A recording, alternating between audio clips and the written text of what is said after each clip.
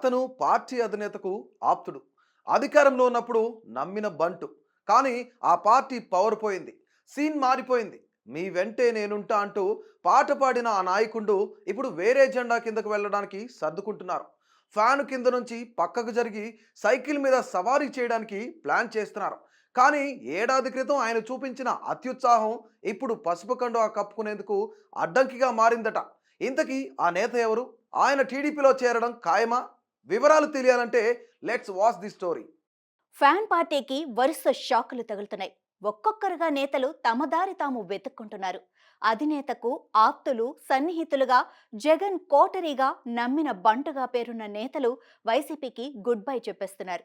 Vijayasai Reddy episode మరవకముందే ఇప్పుడు మరో మాజీ మంత్రి ఫ్యాన్ పార్టీ విడిచేందుకు రెడీ అయినట్లు వార్తలొస్తున్నాయి. ప్రకాశం జిల్లాకు చెందిన మాజీ మంత్రి ఆదిమూలపు సురేష్ టీడీపీ గూటికి చేరేందుకు ప్రయత్నాలు చేస్తున్నారట. ఎస్సీ సామాజిక వర్గానికి చెందిన నేతగా ఉన్న ఆదిమూలపు సురేష్ టీడీపీలోని తన సామాజిక వర్గం నేతలతో లాబియింగ్ చేస్తున్నారు. సాధ్యమైనంత త్వరగా సైకిల్ సవారీ చేయాలని ఆదిమూలపు సురేష్ ఉవ్విళ్లూరుతున్నారట. ఇప్పటికే టీడీపీలోని కీలక నేతలతో రాయబారాలు నడుపుతున్న సురేష్ ఆల్మోస్ట్ సైకిల్ పార్టీ పెద్దల నుంచి గ్రీన్ సిగ్నల్ పొందినట్లు టాక్ వినిపిస్తోంది. అయితే జగన్ తీరు నచ్చకే ఆదిమూలపు జంపింగ్ బాట పడుతున్నారట. గత 4 పర్యాయాలు ఎన్నికల బరిలో ఉన్న సురేష్ ఒక్కోసారి ఒక్కో చోటు నుంచి పోటీ చేశారు. తనకు ఇష్టం లేకపోయినా నియోజకవర్గాలు మార్చి జగన్ బరిలో దింపటంపై మాజీ మంత్రి అసంతృప్తిలో ఉన్నారట. వైసీపీ భవిష్యత్, అధ్యక్షుడి పొలిటికల్ వ్యవహార శైలిపై ఆందోళన చెందుతున్న ఆదిమూలపు సురేష్ ఇక టీడీపీలోకి వెళ్లటమే సరైన నిర్ణయమని భావిస్తున్నారట. అందుకోసం ఓ రేంజ్లో లాబియింగ్ చేస్తున్నారని పొలిటికల్ సర్కిల్స్ లో గాసిప్స్ చక్కర్ల కొడుతున్నాయి. అయితే వైసీపీ అధికారంలో ఉన్నప్పుడు మంత్రిగా పనిచేసిన సమయంలో ఆదిమూలపు సురేష్ ఓవర్ యాక్షన్ చేశారంటూ కొందరు తెలుగు తమ్ముళ్లు గుర్తు చేస్తున్నారు.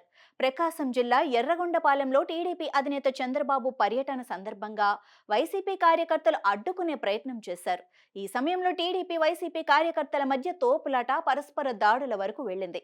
అయితే కేడర్ గొడవ అలా ఉంటే సీన్లోకి ఎంట్రీ ఇచ్చిన ఆదిమూలపు సురేష్ మీడియా ముందు చొక్కా విప్పి అర్ధనగ్నంగా హల్చల్ చేశారు.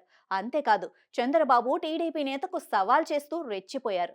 పైగా బాబు సభకు జనం రాకపోవడంతోనే గొడవలు సృష్టించారని రివర్స్ గేర్ వేశారు. చంద్రబాబు, లోకేష్ దళితుల మనోభావాలు దెబ్బతినేలా మాట్లాడారని, క్షమాపణ చెప్పాలని గగ్గోలు చేశారు.